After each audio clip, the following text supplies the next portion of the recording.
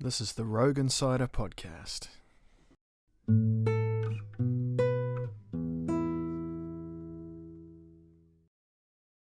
Well, rather than getting into my personal experiences of evil, I'm more interested in exploring a definition and framing of what it is. Mm-hmm. And I enjoy the endeavours and efforts of Jordan Peterson with his atheist Christianity. And so in his interpretation of Christianity from a sort of a functional Jungian lens, very materialist, successionist perspective, he identifies Satan and Lucifer as two different threads of or types of thinking in the human mind. And the Luciferian streak is the one in which someone believes they know a truth or the truth and the limitations of it, and they no longer endeavour to seek beyond it, and they no longer question the validity of the truth that they believe, which fits to some extent, certainly in theosophical terms. And then the satanic reference, he's saying that the satanic streak is to believe you can bend the rules and get away with it, and that those two explain all evils. Yeah. Peterson is over-discussed.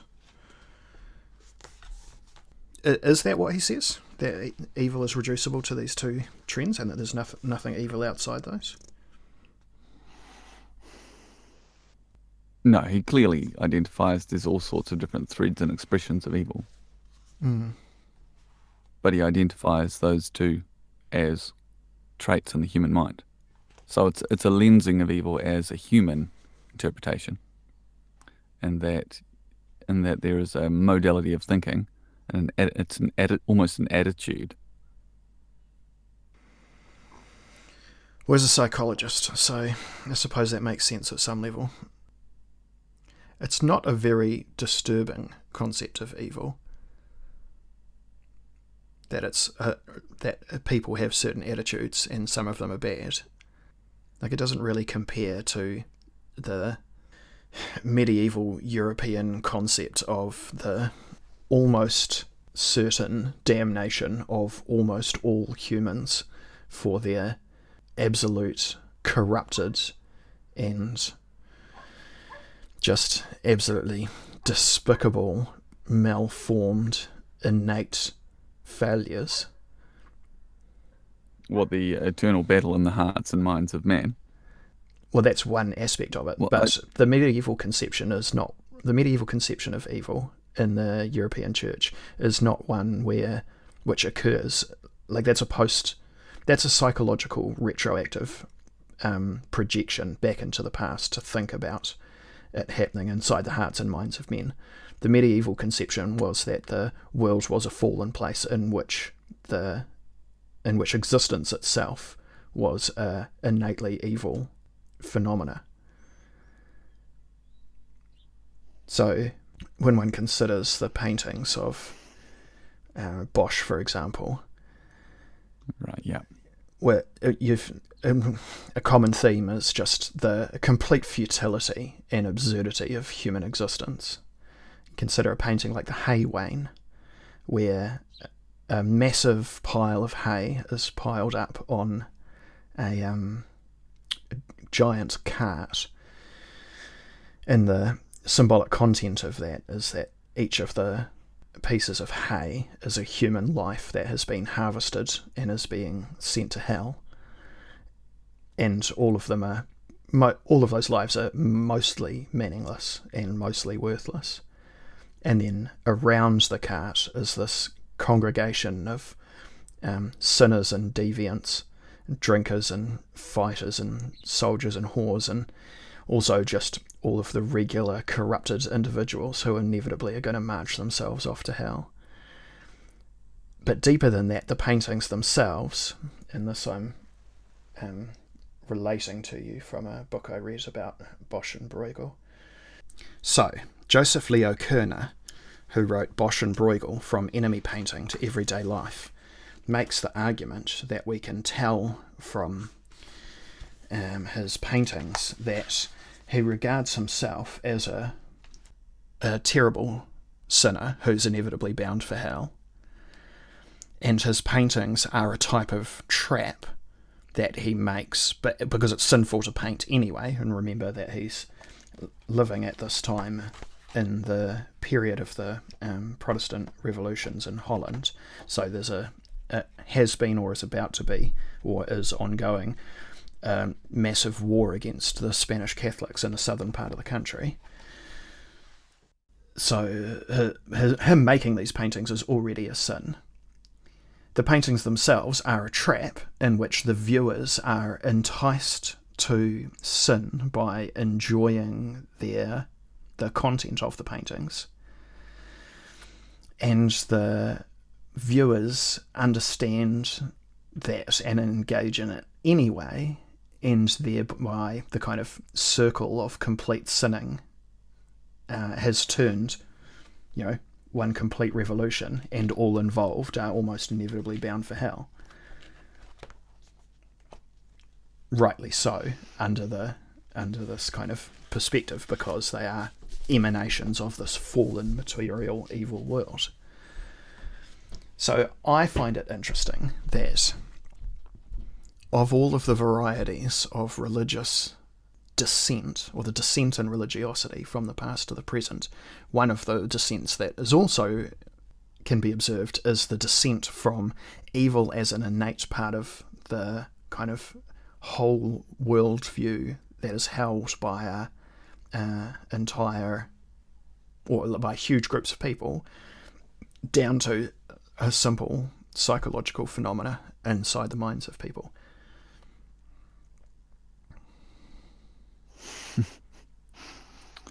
It's a great achievement.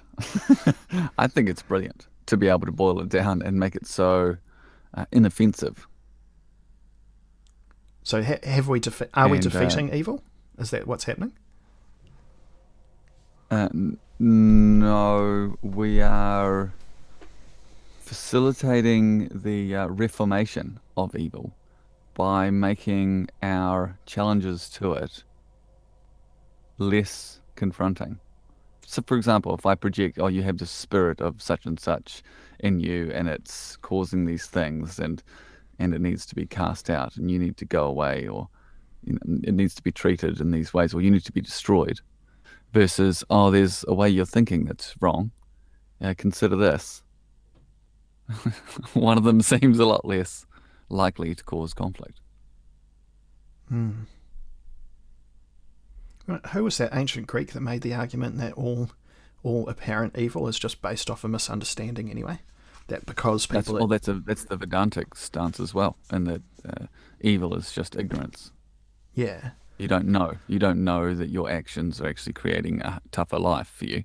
So if you really knew, if you knew that what this religion would give you, if you knew, then you wouldn't do what you're doing.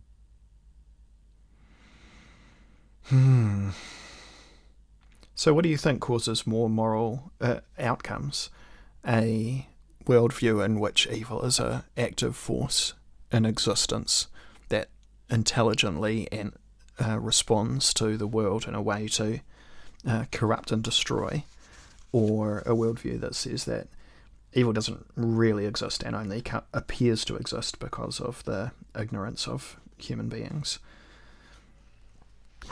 Well, because I have a frontal lobe, I have a relationship to evil, unfortunately, or maybe even fortunately, in that I have witnessed and engaged in close intellectual, spiritual, and physical conflict with people who are entirely possessed by what I would best summarize as evil. And they look in my eyes and they say to me things, and their face takes on the most wicked of expressions, and they say to me, you think there are only good people in this world, but you're wrong. There are evil. And then they just entirely adopt the embodiment of their conception and their conviction towards being evil. And it stepped from a psychological issue to the very real embodiment of a personae of evil. And then I was like, okay, that's actually something I can relate to and fight with and destroy. That's no longer some abstracted thing. It's through man. And when man is surrendered to it and given to it, then it's a very real. In fact, it couldn't look more like the paintings, the artistic depictions of demon, like literally contorting your face and your eyes blazing like a demon. It's absurd in a way because I'd had a relatively sheltered life and I'd only seen such things in media. To really see someone who is totally given over to a desire to embody that, regardless of whether evil actually exists or not, that person, you can say the mask, the persona, the artifice that they're using to express whatever their soul is, it engaged in a way that directly reflected the historical summaries and images that depict evil. So who am I to argue that it doesn't exist? I have my own measure from within me, and it looks, what's that say? If it looks like a dog and it barks like a dog, it's a dog. Mm. Have you ever deliberately committed an act of evil? No. I have. And one of the things that's interesting about going, I am not for internally driven psychological reasons, but just as an intellectual exercise to go, I'm going to commit an act of evil, and then going and doing it, is that it relieves you of one of the varieties of hypocrisy that is available to people. If you think of there's an analysis of the world that says that the world can be viewed as evil versus evil, right? This deeply cynical perspective. The world can be viewed as good versus evil, this kind of crusading perspective. And the world can be viewed as good versus good, this kind of disagreement about policy perspective. And if you deliberately commit an act of evil, it removes your capacity to be a crusader. It's a very kind of Crowleyan thing to do, and I don't recommend it. But so it's certainly very emotionally appealing to believe that the world is good versus good. But when you're aware of acts of evil, or have had a personal experience of them, or basically read any amount of history, yeah. That's so dark. It becomes very difficult to hold to the good versus good perspective. And when one considers this critique of, there's not really good or evil, there's just different cultural values, and some cultures hold to certain culture values and other cultures hold to other values, I don't know where that fits in. Okay, well, to use the initial definitions, with the first being adherence to a truth as if it is the only truth. So you have one culture says this is true, another culture this is true, and the very fact that they won't consider the other, or they won't allow a synthesis born of conflicting truths, so to speak, to actually synthesize an actual truth, or basically to look at them both as being, well, neither of us is correct, and let's try and constantly improve. Okay, well, that's on the one hand. The other is a cheater. And I've cheated at games, played Monopoly and deliberately taken money from the bank to experiment with bending the rules in the belief that I can get away with it, like learning how to get away with it. And that's like the most simple form of fulfilling basic evil. Well, it sounds like your conception of evil is very strongly tied to order. But I think most people would have the perspective that what's legal and what's moral are never perfectly aligned, which suggests to me that that what's ordered and what's ethical are not necessarily connected. It's not the breach of order. It's the betrayal of the trust of the other people that you're gaming with. Right. So it's to deliberately risk the betrayal of trust in order to get personal gain. Well, I wonder if when Sloterdijk refers to... he says, to speak in mythical terms, at the basis of the world there is a catastrophic fissure gaping wide open from which evil bursts out with wanton violence. I wonder if that's the same thing that Zizek is talking about when he says that there's an ontological incompleteness to existence. There's a crack in the ontology. There's a void into which comes monstrosity. From which emerges. One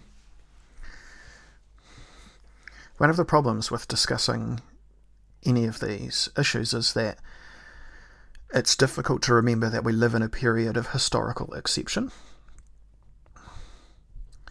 That up until 1945, the world was basically existed in a state of permanent warfare of everything against everything else, either in the pre-state time as a periods of people and nationalities warring with each other, and in the post-state period from the Treaty of Westphalia onwards, and especially speaking in a European context of constant state warfare and conflict. And then from the period from 1945 until 1989, the world was balanced on a razor's edge where nuclear destruction was one of the potential outcomes that could occur at the end of any day. And then from 1991 until the present day, we've lived in this kind of what one could exaggeratedly call a period of outside of time and history, where the wars that have occurred are kind of, not to disrespect the people involved in those wars, but minor in comparison to the historical average, at least.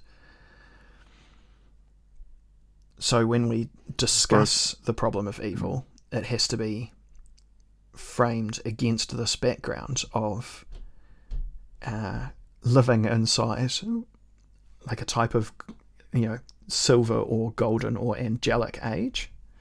And I think the fact that we are not as morally compromised as our historical ancestors gives us both the ability to discuss the problem of evil at a intellectual remove, and also in some sense compromises our ability to understand what evil is, and especially what I consider the root of the problem, why it exists, purely through unfamiliarity.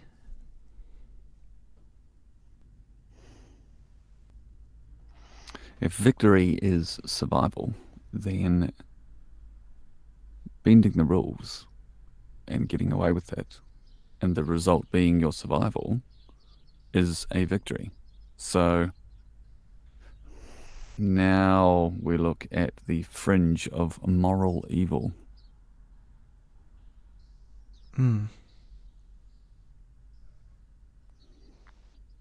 Well, consider the Boogers, this Gnostic sect that decided that entry into the world was a sin.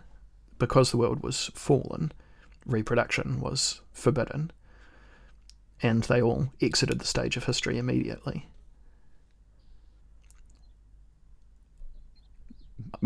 I don't know how an evolutionary thinker approaches that problem.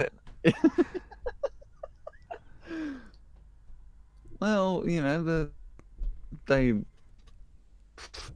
if ideas are, transcendent in value, then they won, and if they're not, then they lost. Yeah, from a genetic perspective, they extinguished themselves, but from a mimetic perspective, uh, I mean, the ends of the memeplex that they were involved in were served. It seems to be recursive. There is a consistent recursion of this, not necessarily Gnostic, but typically associated with the Gnostic vision, that this is a world to be escaped from, and that we need to achieve a certain grade of virtue so that we may no longer be forced to suffer and endure the hardships of life in this half plane or hellish world. And that keeps recurring. But of course, in the cultures and the cults where this occurs, those cults die off because they're not motivated to live. So it seems strange that they all keep dying off, but yet they keep recurring.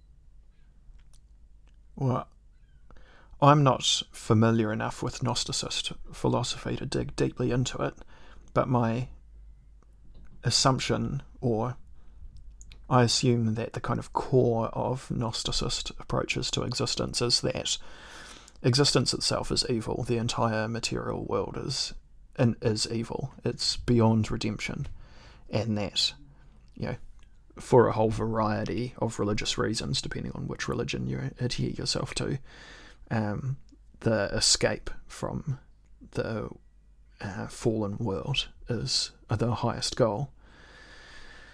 Any pleasure that you can experience here is just a temptation. Yeah, absolutely. Yeah, at best, it's a malicious trick of the devil to bait you into, remaining in existence.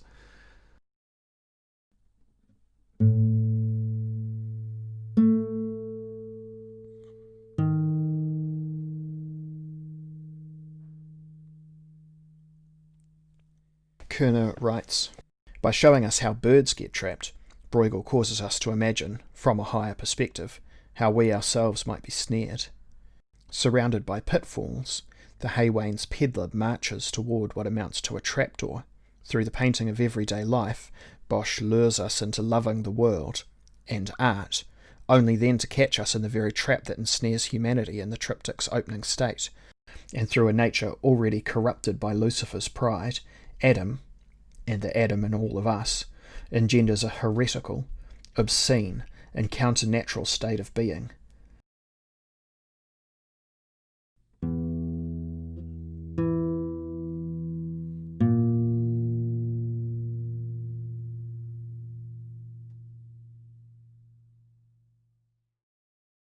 Right. Now, you were talking about the history, right? The history of evil and how it was so prevalent in our culture, and that we have a golden age, essentially. It's falling upon the Gnostic vision and the understanding and appreciation of a bestial element to us, and that the natural world, if I can use the term, the natural world inclines us towards evil acts because life is about survival. And then we need to get out of that trap in order to achieve some transcendent state. I wonder to what degree the root cause of all religions is the problem of the world. Existentialism is the name of the school of philosophy that theoretically deals with or admits that our own existence as people is a problem that we need to deal with already. That being the case, if my prior suggestion is accurate, then all religions are already existentialist. Yeah, I think that was Soren Kierkegaard. I wish I had a book out and about right now. I think he was the one who sort of married existentialism, modern existentialism, with Christianity. But if we look at the synonyms of evil, then it seems pretty clear that it's not really encapsulating the phenomenon of the human lens and perception of evil, in much the same way that we can perceive gods as personalities. Like, if you look at synonyms for evil and you think, okay, bad, vicious, ill, wicked, cruel, unskillful, defective, harmful, criminal, misfortunate, diseased, with malady, and malicious or malice. Malignant. Like, malignance, right? And so that strikes me as the most fitting word, malignancy. But none of them seems to invoke a vision and a perception of the character and nature of evil. And we are social beings, so we lens things through a social matrix. And so we can address the nature of evil in a purely strict logical term. So is it essentially bestial qualities that deny us, the perpetuation of certain things we value? Or is it some sort of actual spirit or character? And I mean, essentially, depending on how we think and act about it, they can function exactly the same, and it doesn't, in the way that it motivates man to action. Neither is distinctly correct or incorrect in any measurable way. It's really coming at it from a different lens, whether you're looking at an empirical, if you can, sort of a structured empirical lens, in as much as you could, or the phenomenon of human perception and relations to character and personality. But I'm happy to address the first, because what you're saying is that nature itself has challenges, the natural world, and that you're suggesting that religions are really built around trying to fortify the virtues that allow culture to perpetuate. And I actually agreed with this. Well, in our previous podcast, we talked about the relationship of the idea that religions support the forward propagation in time of societies. And if part of what's important about religions is the conception of evil, then that's important to know. And what's really clear to me is that our conception of what evil is very much based in where we see evil coming from. What is the root? So if we take the Vedantist perspective that evil is just this kind of accidental ignorance that arises in the world, then that allows us to be for the world, in some sense, pro the world. On the other hand, if we consider evil to be something that springs up from inside of us because we're a malignant thing that happens in the world, then that inclines us towards an inward approach. On the other hand, if we regard evil as coming from the world itself, that the world itself is fallen, then that is some way validates us to combat evil through combating the world in an outward going way. Or if the locus of evil is outside of the existence that we and the world are in and inserts itself in a malignant fashion into the world and into our relationship to the world and into us, well, each of those approaches gives us extremely different understandings of what evil is. And I think it's important to isolate where we place the locus of evil and what its source is if we're going to talk about it, because the problem with the word evil, as the problem with many words, is it papers over or collates a huge number of differing concepts into one sort of general prospect. Can we start with the function then? What the functional effect of evil is a degenerate streak. It's that its presence typically influences the culture negatively, although there are times when it can serve a purpose. For example, in war, evil acts historically have been performed by the victors in order to achieve victory. And while it diminishes the sort of the virtuous quality of the victory, it, in no uncertain terms, contributes to the victory. So looking at an important function, and so it's as if we are very clearly descended from those who have acted in evil ways in order to continue to survive. But I wanted to focus more on the degenerate nature of evil, in that there is a rebellion against it historically in terms of the function of civilizations, the functions of families and communities. Evil seems to be a blanket or collated term for the behaviors and the outcomes that don't actually serve progenesis, the prospect of healthy children, much like what we were talking about in our religion podcast. Well, I see the arising of the concept of evil as just arising from a good-bad binary, right? Like one of the very first simple concepts that a child faces as we grow up is good thing, bad thing, right? Yeah. And so the concept of evil, on this binary, which slides from one side to the other of good things and bad things, there's a suggestion that there's an end, that there's a pole at the end of either end of that binary, and that at the highest end of that binary of good things, as we head in that direction, this kind of theoretical best pole, we should... Godly. Yeah, exactly. Whereas generally speaking is considered God. And similarly, heading backwards down through the levels of this binary, we end up at this supposed negative pole of the bad, which I think we can call evil. And in that sense, evil is just a intensifier of the concept of things being bad, because it somehow straddles the idea of something being bad and also incorporates the part of the pole, or part of the pole of the bad end. Yep. I find dualism very functional in terms of being able to interpret my world through a dualistic lens. Mm. I mean, I might be able to engage in a monopolic thought like Vedantic vision, but dualism's not a problem for me. Yes, I can see that.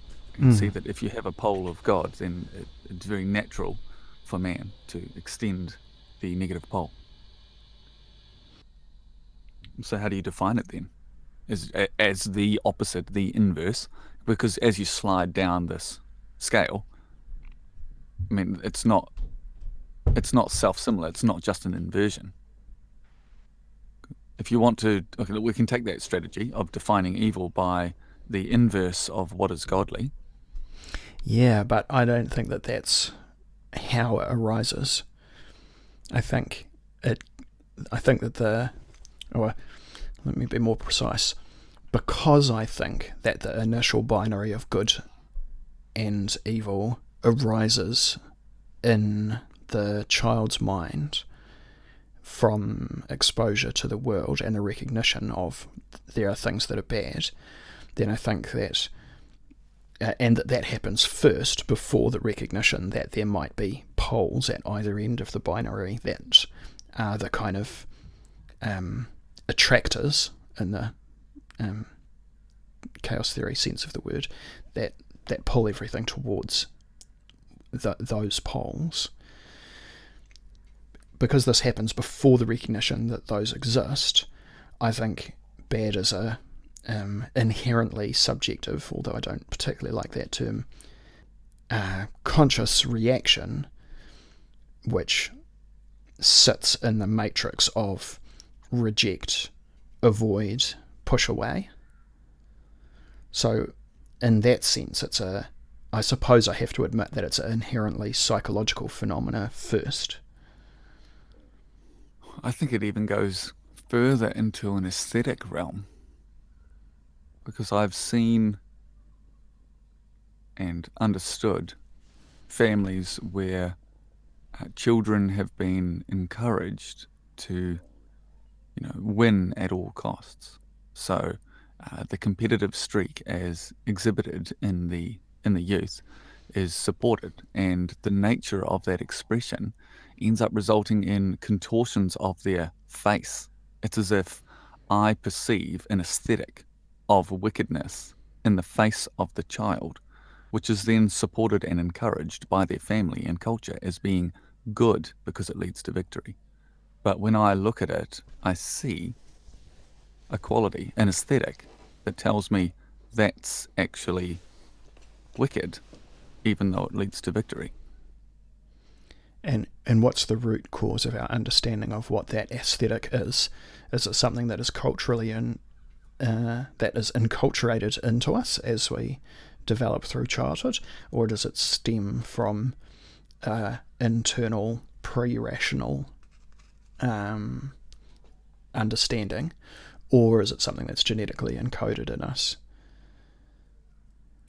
I think that at a child level, it's given to us and by our supporting culture and our environment. But as we grow into adults, there seems to be an overarching streak that I don't know whether it necessarily is genetic, but it's witnessable in the nature of the facial expressions. So the archaic imagery of demons and the ways their faces contort match the faces of the elderly who have been engaging in the aesthetic of evil. Interesting, because I would interpret it far more that, like, the faces of demons contain the symbolic content of attacking animals. And when we consider our culture's symbolic, or our culture's symbolic of evil is one. What are the animals that are associated with it? Bats, snakes, rats. Bats are, it's obvious, nighttime creatures that have this kind of disgusting aura about them. Snakes. Even an angry goat is sort of scary. Tilts its head forward, shifts its brow down as if it's at a war footing. Yeah, but let me finish making my point though, that the screeching of a cat and the opening of a snake's mouth with these kind of fangs, that's the symbolic face of a demon that I think about.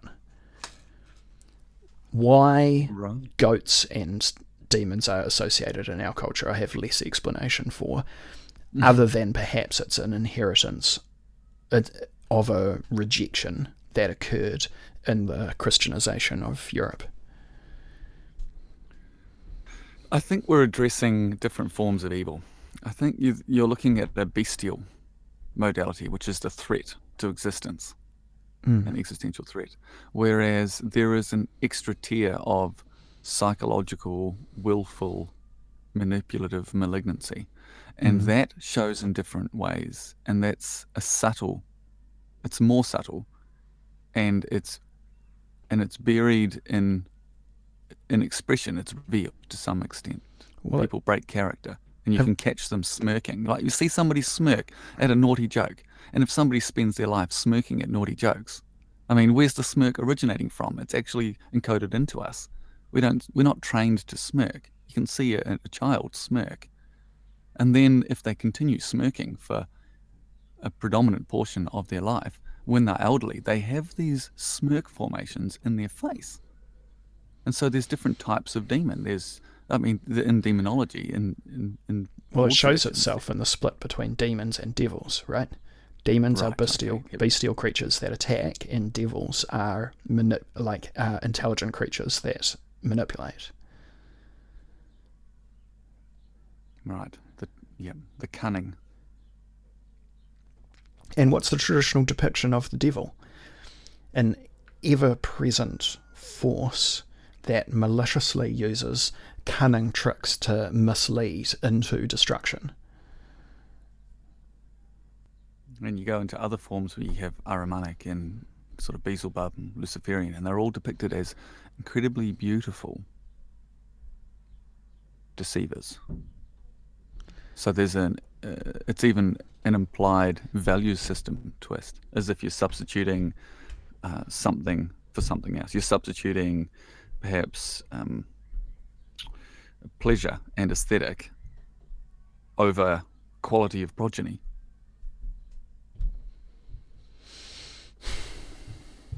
It's like it's a values issue, and it may be it's not even that these are entities. It could just be quite simply that somebody's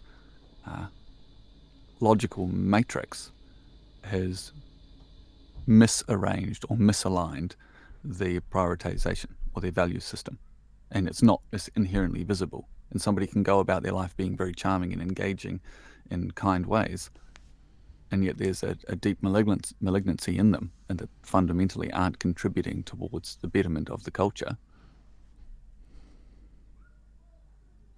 What's a good example?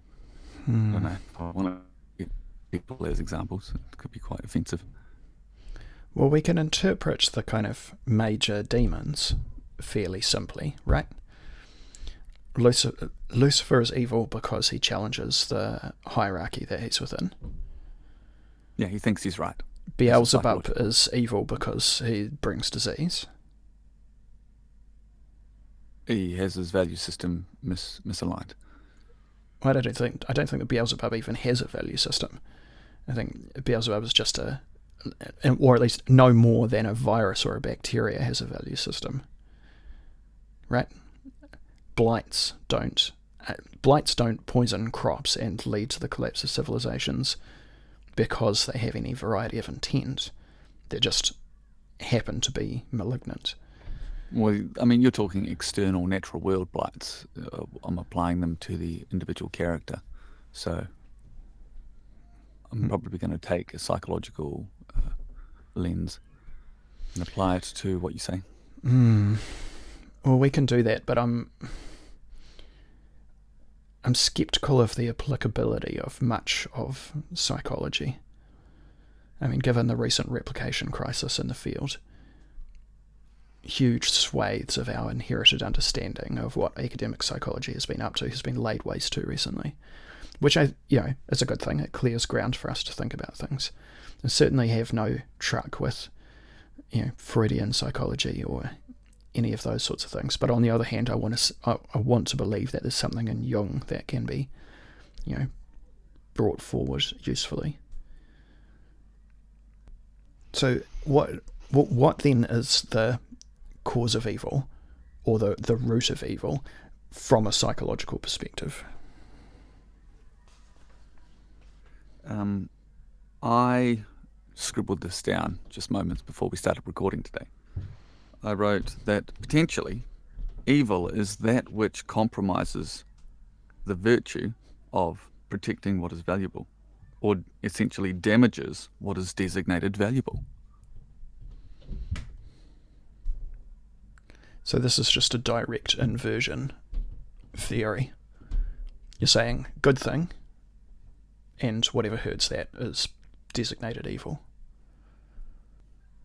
Yeah. I can see what's valuable about that, but my problem with it is that it doesn't isolate the location of the negative pole and doesn't name what that is. And if we don't do that, that leaves us in the world of assuming that varieties of evil are the results of ignorances or lack of awarenesses or educations. It puts us back into the monocausal Vedantist that's right. approach. So I think it's better to go further and into the character and nature of man. So I don't see nature as inherently evil. I see nature as exploring techniques and tactics for triumph. It's just purely a functional endeavor. What's nature in that statement? Nature is the how would you say, lower chakral world. It's the visceral dimensions. It's the struggling of life to persist in hostile atmospheres. So you mean nature in a psychological context there? No. Am I understanding strictly correctly? Not. No. Okay. Nature as in nature is biology striving to find methods to employ in order to survive. And I think that there is a psychological and characteristic and personality dimension to evil, where humans are experimenting with ways to subtly influence things for betterment, for different agendas. And then you have priorities and value systems. You have tastes for power, you have you know, persistence of harmonic states. There are different value systems. And I don't think that this was ever something that was really understood on any structured way, and was rather evidenced in the faces of the elders. And that even if you survive, you can survive by performing evil act, but that old person can be asked, did you have a good life? Or how's life now? And they can say, I'm quite lonely. My life is unfulfilling. And then you associate, okay, this old person has an unfulfilling life. What do the wrinkles on the face say? Yeah. See, the issue is you've previously defined good as having a survival aspect to it. That's So right. if you say that survival can be continued through acts of evil, then you're saying that evil can be good. Yeah. So you have a different So scale. You have aren't the your survival of the definitions species. hopelessly confused then? Well, no, because we're working with two different scales. You're talking about survival in the against nature, the perpetuation of a species, and then you've got the survival of the desire of the individual to embody and engage in qualities of life. So you have a psychological dimension too, a personality, a relationship matrix that is only really enabled once the fundamental has been laid. The fundaments have been laid that you can survive, you can access the food, that you are not conquered by barbarians or whatever it is, that you actually may endure, and only then can that higher scale, the next step up in the hierarchy, actually engage. So you're not going to evaluate what it is about character that makes life worth living. I mean, unless you have some sort of a lot of religions actually do start to institute this. There are ways of living or there are ways of victory that are not worth engaging in because it affects your ability to exist in the afterlife. Right, so that's a separate issue. But I see a separate order to evil, and that is in the higher functions of man that only are allowed to be relevant once you have already laid the foundations of survival. So yes, there is a necessary evil in a strict survival sense, but then when it comes to what is the taste and preference of the culture once the foundations are laid, and that is exemplified in the quality of life of the elders. I'm worried that the having two different levels at which good and evil exist is only confusing the issue, and that you wouldn't be. I'm concerned that maybe you would be better off defining good and evil at one of those levels and then coming up with different terms for what the other level was. For example, you could say that by definition the survival of a culture is good, and by definition the destruction of a culture is evil, and then manifested at the personal level, there is a person who can be virtuous and a person who can be malicious, or something like that. Because I don't see that there's a necessary connection between between the goodness of good in the larger scale and the goodness of good at the personal scale, and the evilness of evil at the higher scale and the evilness of evil at the lower scale. I think it just depends on population scale. If you have small groups or even an individual surviving in the bush, right? So they can engage in what other cultures might deem evil acts, and they endure life and live a long time and have small groups. But then when it's a larger group, and the larger groups competing against larger groups, the ones who are engaging in evil actually have a tendency to engage in ways that, on the whole, the culture finds distasteful. And it's a reflection of internal conflict within that culture. So the culture is actually weakened by its presence. And there's this balance that needs to be found, because at times those streaks serve on the battlefield, but yet in times of peace it weakens the culture because it facilitates internal conflict. Again, my problem with this is that if you define if you make survival of a culture by definition good, and you have multiple cultures and they fight each other, then what good is can't be something that is larger than the culture that defines it. In fact, what is good for one culture is explicitly evil for the other if they are at war with each other. So, again, you've come across the problem of defining good as evil. Surviving a conflict is an external negotiation. It's a separate bubble. This sphere combats another sphere. But it's about the integrity of the sphere itself, the internally corrosive nature of the presence of evil.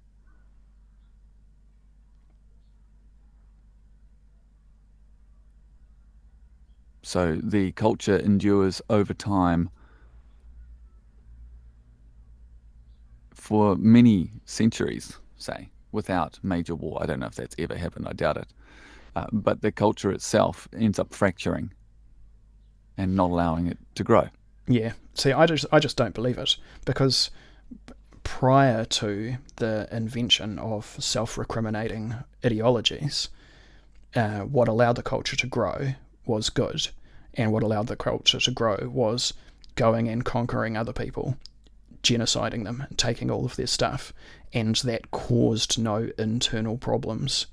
There was no moment of recrimination there. I think that in those times, going and genociding your neighbours was regarded as a good thing, and with a capital G, good there. So I don't see where the evil comes in, other than in the other culture they have their own definition of good and evil, and what's evil is you coming and genociding them. I'm not sure that this approach can get us out of the trap, if you see what I mean. Well, there have been victorious tribes that have had champions whose faces will have the creases that I find expressions of malignancy, and their culture their champions existed for a long time. They survived for a long time.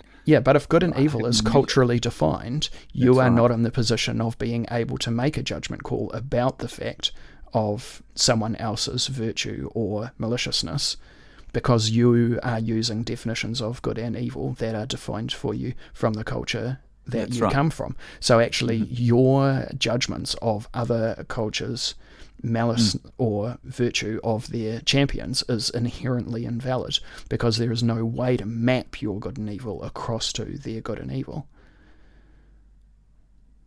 No, I have my own taste, but then I now have the issue, and I suppose I always have, of justifying that taste so that I may lay judgment upon those that exemplify the qualities that I interpret as evil. And that I have to boil down to like the root, like essentially the prime qualities of humanity, which is the innocence, the trust that a newborn child has in the parent, and evil as the betrayal of that vulnerability. Just boil it all down to that. Yeah, if I don't see why you would need to justify your definitions. Like if you come from the perspective that good and evil is culturally defined, then and you inherit those definitions, then I would say that they don't require justification. You can just say, because at this point, like at the personal level of an individual inhabiting a culture that uses the concepts of good and evil, those don't rise above the level of being preferences, and preferences don't need to be justified. So for an individual just to say, oh, I think that's good, or I think that's evil, is already a complete maneuver. So I agree that it's evil to abuse the trust of children and destroy their innocence. Like, that seems perfectly obvious to me that that's the case, but I don't see why you would need to justify your concepts of good and evil if they're already culturally defined. Well, there are cultures where the sacrifice of innocence was ritualized. Right, and that supports my point. I know, and that's what I'm trying to reconcile here. That's my issue with evil, in that, well, I mean, obviously, in that I'm totally intolerant of it, but I'm understanding how I see the existence of evil, and I have these values and find that betrayal of innocence and the betrayal of the vulnerable and the trust of a child to be totally unacceptable, and yet it's so easy for me to see how it operates in the modes I've described. I won't summarize them now. But then to observe the legacies of cultures that engaged in ritualized sacrifice of innocence, it compromises that lensing. So I don't really know how to progress through that. Well, the problem with that is that it puts us in the position of coming to the conclusion that the concepts of good and evil are inherently cultural bigotry, and that there's no good or evil that exists outside of culture. And that if that's the case, then, and keep in mind that we're specifically saying that what promotes the culture is good and what destroys the culture is bad, in that case, application of the concepts of good and evil can never be anything other than the continued propagation of the culture outwards, even in forms that are abusive. So essentially, accepting the idea of good and evil as being valid concepts ties us to accepting that we must always be in the mode of militaristic expansion of the culture. And if we accept that, how does that line up with historical realities? Well, it seems to be the case that cultures largely battle each other for control of resources. So, if we want to get out of that problem, we need a definition of evil which is not based in a cultural definition. And so neither psychological, neither practical, neither measured in terms of violation of prime virtues, neither a measure of the phenomenon of character judgment, neither a measure of how it has a progenitive or degenerative influence on a culture. So a maneuver that we could make is placing the concepts of good and evil in a supernatural position, and that allows us to make judgments about the world from the viewpoint of a creature that is outside of existence.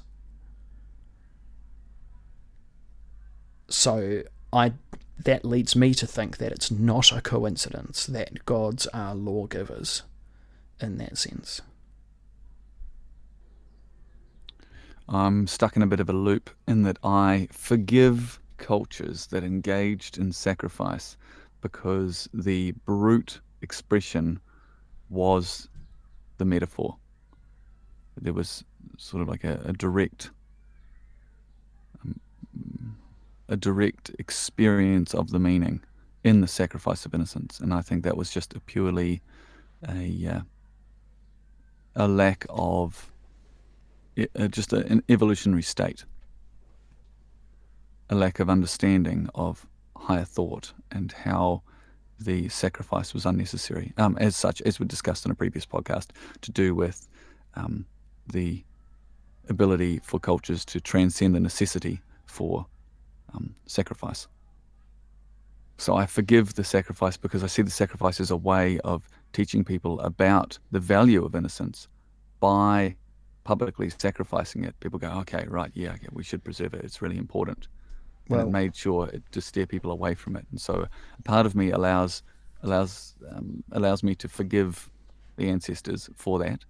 And as such, because I can explore that in my mind, it lets me cling to the prospect that there is a direct experience of the origin of evil in cultural and humanistic reference rather than needing to go to a transcendent.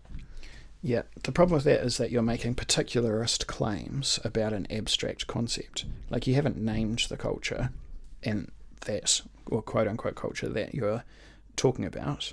So I can only assume that you're taking it at the principle of an abstract entity, so that we can discuss it, with convenience. But if you try to make a particularist claim about that, then that can't be valid.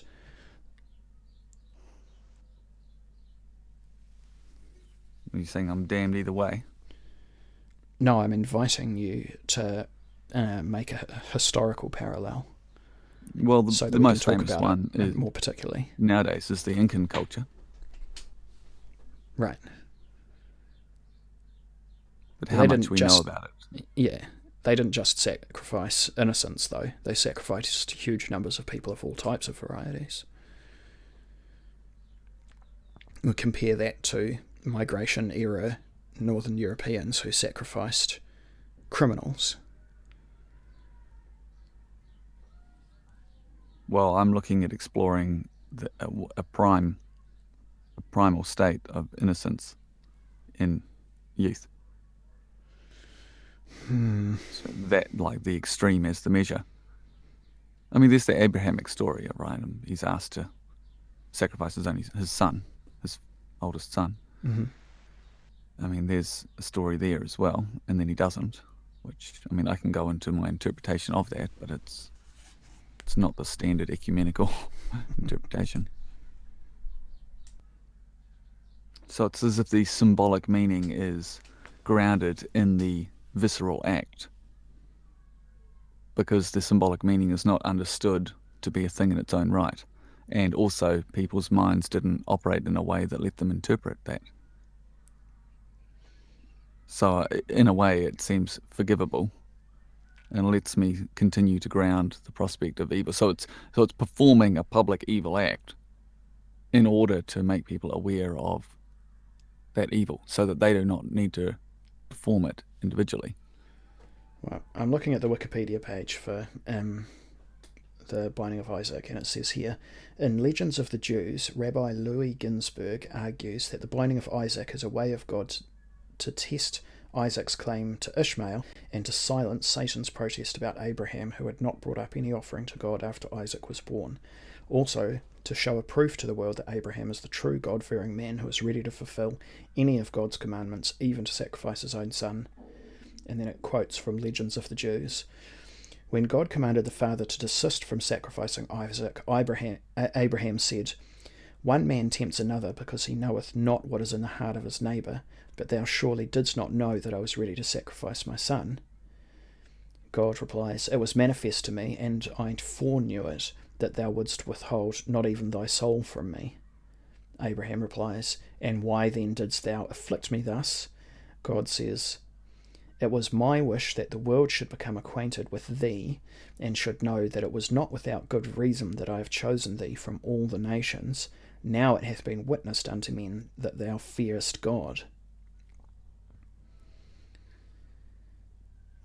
So the traditional interpretation then would be that the reason why God commanded Abraham to sacrifice his son was to make it publicly avowable that there's nothing that Abraham wouldn't sacrifice, even including his own soul, for the purpose of creating prosperity for the nation that he was a part of. Ugh, cementing the prospect that evil acts can be good. Well, keep in mind that in Abraham and Isaac, the evil act didn't actually happen. Well, the sin is in the thought, as the Christians say, not necessarily just the deed. Yeah, but if it's a thought that arises because God's told you to do it, is it actually a sin? Well, fuck. Oh, excuse me. I have to edit that out. You'll have to go to a transcendent then. Transcendent value. Go on. Where were you going with that shtick? Let's bring God into it. Well, I don't have an answer.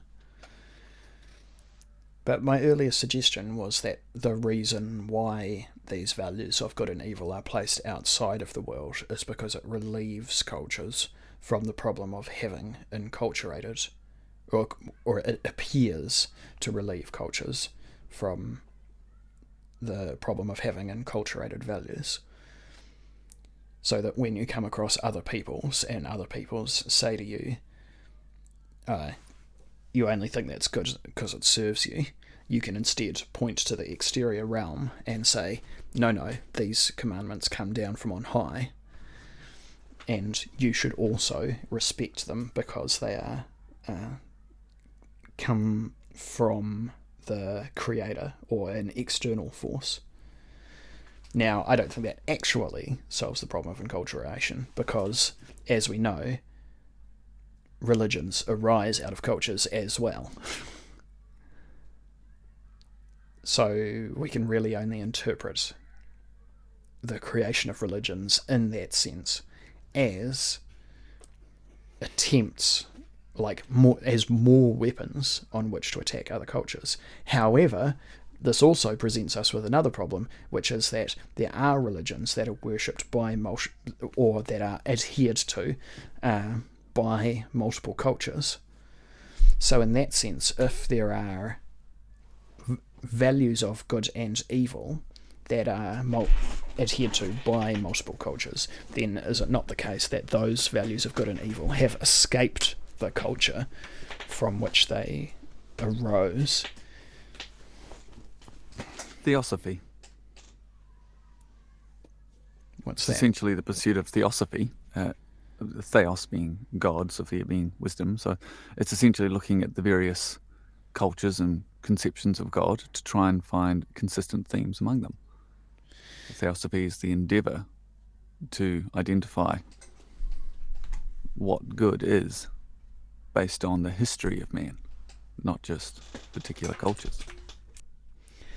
Yeah. The problem is that we already know that the Golden Dawn attempted to prevent religious conflicts by creating a system of interpretation whereby one religion could be translated into another, and therefore it could be shown that religions were, in some sense, fundamentally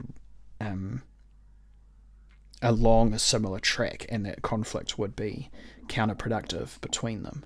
But that project failed.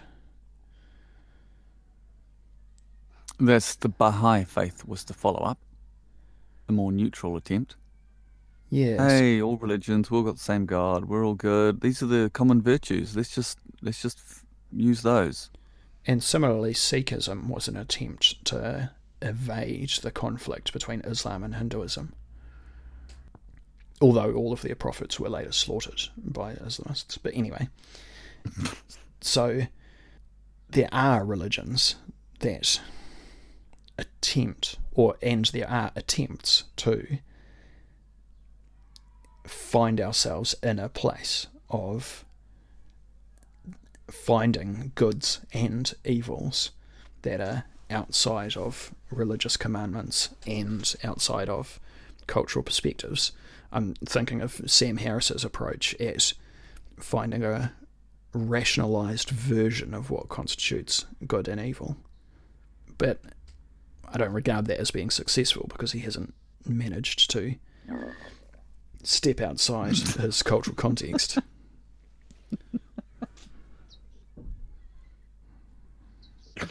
Great sound effects there. Thanks. Right. I, at the end of my sort of really ambitious attempts to cover Western philosophy, I came across a lecture on, well, essentially, it was the conclusion to a series I'd been listening to. And it said, oh, we sort of don't really, at the end of that, yeah, the nature of good and evil and is still moot. So instead, we're just going to look at the practicalities of examining those who are in the late stages of their life and ask them whether they had a good life. And they answer in only 4 categories: active, contemplative, hedonistic, and servile, being the 4 categories of the good life.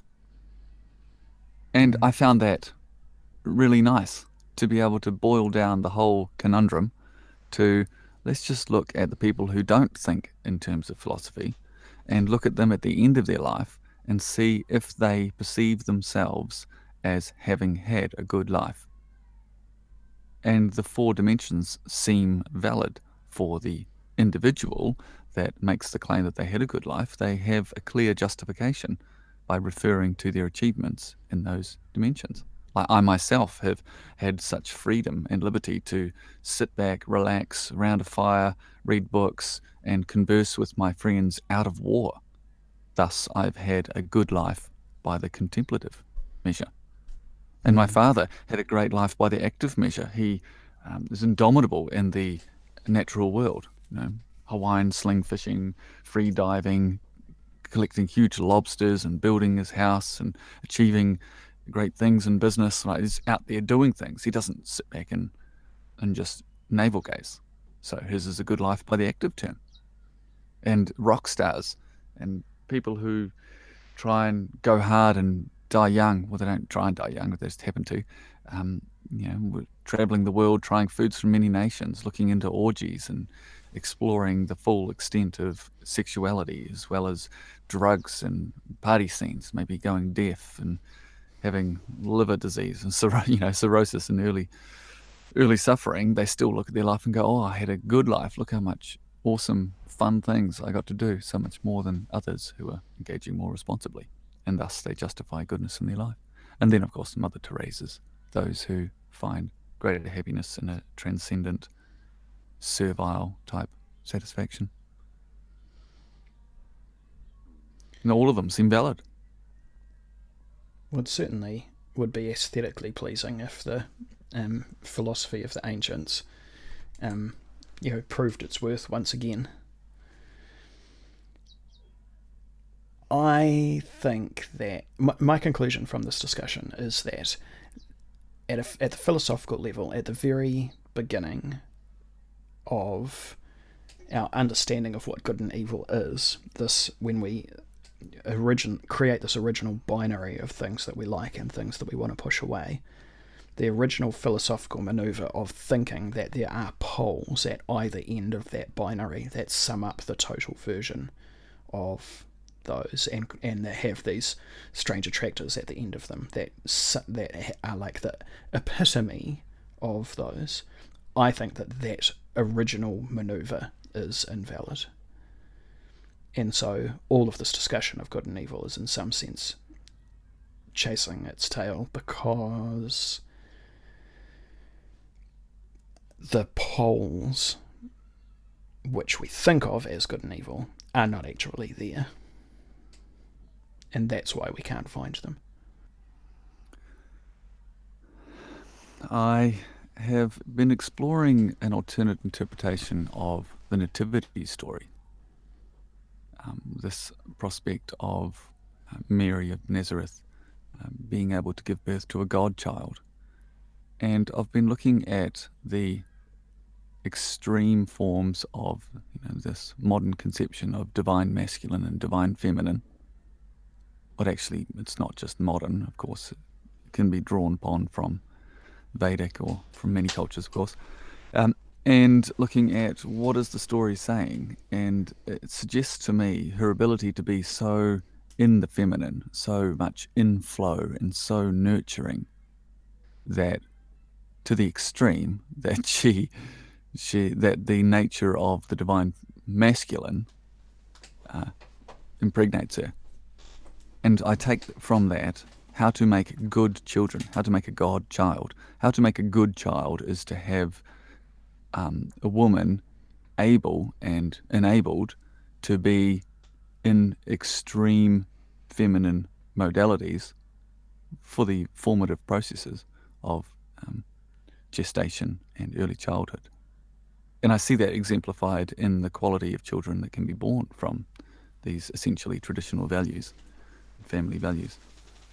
And I look at that story and go, okay, well, how long back would that story go? And I can't see an end to it. I could see the necessity for, well, it's not just the necessity, that the likelihood that the quality of the progeny would be increased is totally there. And that if the mother has to be in combat during pregnancy, the chances of miscarriage are increased. If she is struggling for resources during early nurturing processes, then the quality of offspring is likely to be decreased. It's just a very functional dimension to it. So I'm still inclined towards conceptions of evil being qualities that decrease the likelihood of the God-child occurring. And that means the conditions that reduce trust, reduce confidence, that require those who are in vulnerability and surrender and nurturing, the conditions that increase the need for them to sacrifice that ability to be nurturing in exchange for their ability to continue just, surviving. The idea being that the masculine holds the space and secures the boundary and protects what is valuable, the prospect of a godchild, to the extent where that godchild is able to be supported and nurtured. What do you mean by God's child? The good child, the child that is born without wounds, is born into the nurturing environment that is the best that can be for the growth and development and prosperity of that creature. So, the three karmic layers, essentially, biologically having all the nutrient and resource and conditions and warmth and basic low tier needs, and also, low mutagen as well, or none. Emotionally, that the conditions were not traumatic emotionally, and there was no, major lack or desperation or inappropriate expression from the major nurturing parties, role models, and then the spiritual as well, being the value system in which they are raised, prioritizes their prosperity. And so the three layers of karma, essentially, biological, emotional, and spiritual. And I can see that throughout. I can't imagine a situation where that would not be good. And I think that is built into us on a biological level. So I think there is a biological basis for a distaste for evil. And I think that we have, over eons, come to understand the expressions of evil, and on a biological level, understand the likelihood of its presence, reducing the prospect of the quote-unquote, what I'm using, godchild. But also, we understand as well that at times those qualities are necessary to protect the border, so to speak. Yeah, I mean, it seems obvious to me that nobody wants to get eaten by a lion or whatever. Yeah. But you've extended that a long way, and I'm not convinced it's completely tenable. I've tried to extend it as far as I can. So I'm right at the edge of tenability for myself. And I can't expect to be able to translate that fully. I'm just trying to express to you that even after this discussion, I still find that tenable. Well, what's useful about that and how it relates to our discussion is that it doesn't rely on the kind of polar ends of the binary of good and evil to be present in order for your schema to still hold up, right? It doesn't necessarily mean there doesn't need to be a singular good force or a singular evil force or nexus of force in the world or outside the world or whatever in order for that to be present. For your schema to hold, it's entirely possible that it can just be the basic attraction, or good is what the things that we're attracted to, and evil is the things that we reject. And if we extrapolate from that basic proposition, which is we assume is nested inside all of us who are not so catastrophically damaged that we lose track of what those are, upwards and outwards from the basic, rejection of being devoured, then it quite easily builds into a schema of diversifying into male and female roles, and also diversifying into the usefulness of having children and the kind of natural nurturing and protective roles that entails. Mm-hmm. I wonder if you can work backwards instead, right? Like, can we reverse the narrative and say, inside us we have these urges to protect and nurture, and they manifest themselves in the way that we treat our children, and the children, being subject to those manifestations, tend to grow up well, and growing up well become useful and wealthy and productive members of society. Yeah, I was considering that implicit or implied. But what is the? But then what is the outcome for our notion of good and evil if we reverse it that way? It doesn't sound reversed. It sounds like they are two sides to the same coin there. Yeah, they are two. Yeah. But, okay, well, that's a nonsensical statement. If they're two sides of the same coin, then they are reversed. Okay. Exactly. Okay. Right, I'm considering Pick the one. same coin. Explore it for me. Sorry. The point that I'm trying to make is that if we tell the story the opposite way round, what's happened to good and evil? Those concepts are redundant now, right? There was no point in having them. Is that where we end up? Well, good and evil is the... Oh, okay. Now I get what you're saying.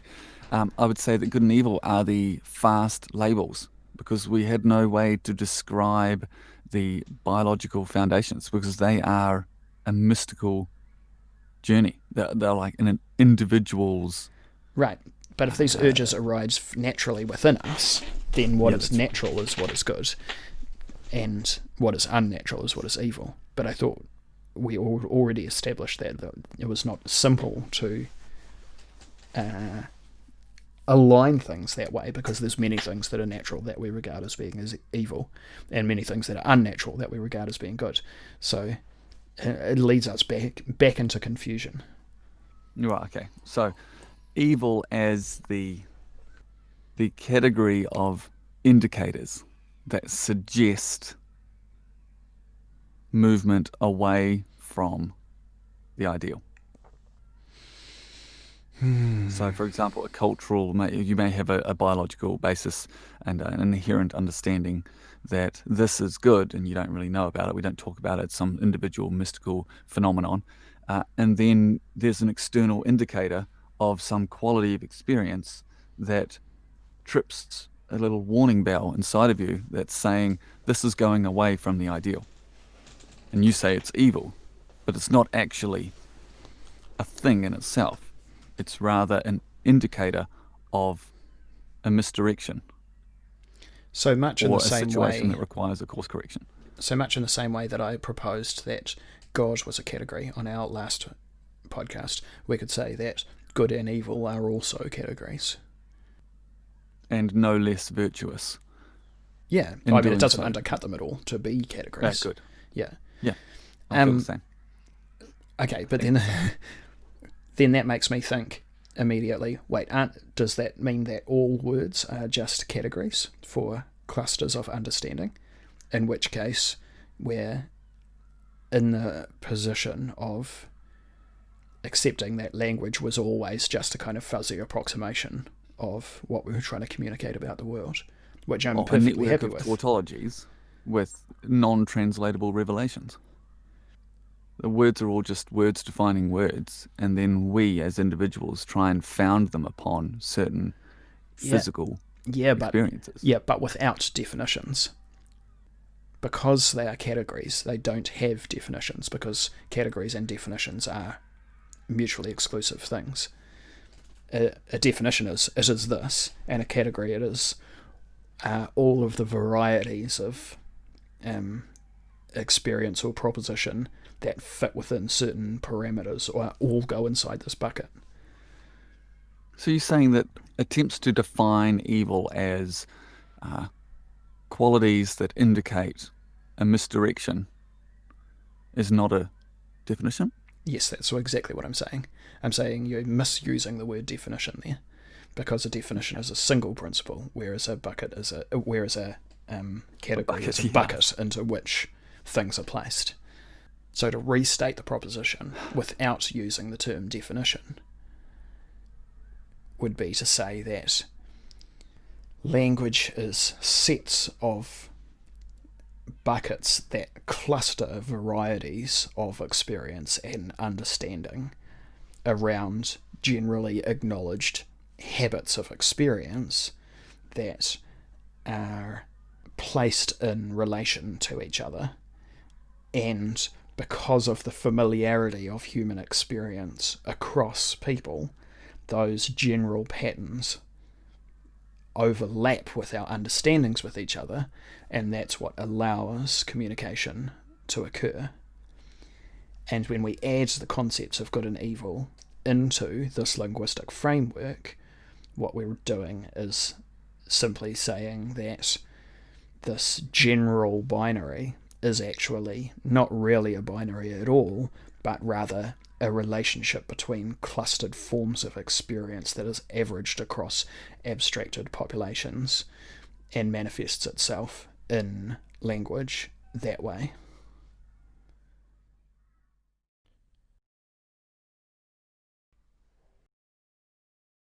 You've been listening to the Rogue Insider podcast.